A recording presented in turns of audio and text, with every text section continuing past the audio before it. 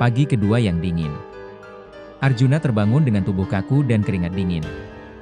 Ia melihat ke sudut ruangan. Boneka LS itu masih ada, tetapi posisinya sudah berubah. Semalam ia meninggalkannya menghadap dinding. Kini, boneka itu menghadapnya, seolah sedang mengawasinya tidur. Ia memeriksa rekaman kamera. Sayangnya, tepat pada pukul 3, layar kamera dipenuhi noise putih selama kurang lebih 5 menit. Persis saat ia melihat siluet wanita dan mendengar tawa anak kecil. Tidak ada bukti visual, hanya suara hening yang terputus-putus.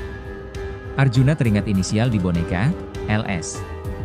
Ia mulai menjelajahi ruangan di lantai 2, mencari petunjuk. Di balik rak buku yang berdebu di koridor, ia menemukan sebuah pintu kecil tersembunyi. Pintu itu mengarah ke sebuah kamar mandi yang gelap dan tidak terpakai. Di dinding kamar mandi, tertulis berulang kali dengan kapur yang sudah memudar, satu nama, Lilis. LS, Lilis, bisik Arjuna, menyambungkan inisial pada boneka. Kotak musik dan cermin tua. Di bawah wastafel yang retak, ia menemukan sebuah kotak kayu kecil. Isinya adalah kotak musik tua. Ketika diputar, kotak musik itu memainkan melodi yang manis, namun terputus-putus dan sedikit sumbang, seperti rekaman yang rusak.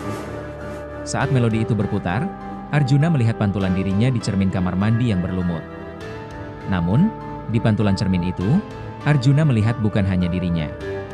Di belakang bahunya, samar-samar, tampak pantulan seorang anak kecil berambut panjang berdiri diam.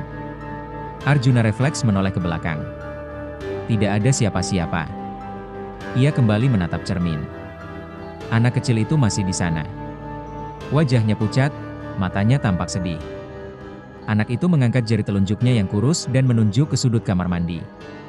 Saat anak itu menunjuk, melodi kotak musik itu tiba-tiba berhenti dengan suara denting keras yang memekakan telinga.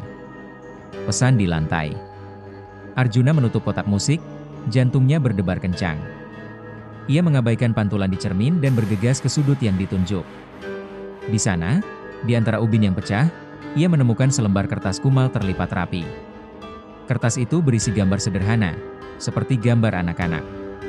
Itu adalah gambar sebuah keluarga, ayah, ibu, dan seorang anak perempuan. Namun, wajah sang anak perempuan itu dicoret-coret dengan tinta merah. Di bawah gambar itu, tertulis sebuah kalimat dalam bahasa Belanda kuno. Ik wil mijn pop terug. Arjuna mengeluarkan ponselnya dan menerjemahkannya. Aku ingin bonekaku kembali. Tiba-tiba, pintu kamar mandi yang tadi ia biarkan terbuka sedikit, menutup dengan keras dan terkunci. Kegelapan langsung menyergap. Arjuna mencoba mendobrak pintu, tetapi pintu itu seolah terbuat dari baja. Ia mendengar suara bisikan dari balik pintu. Kali ini lebih jelas, suara wanita yang sama seperti semalam, sedang mengucapkan nama boneka porselen itu berulang-ulang. Lilis. Lilis. Kembalikan. Arjuna teringat boneka di ruangannya. Ia mulai panik.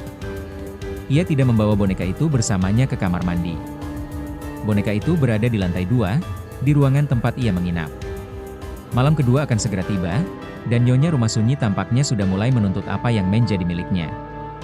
Bersambung ke episode 3.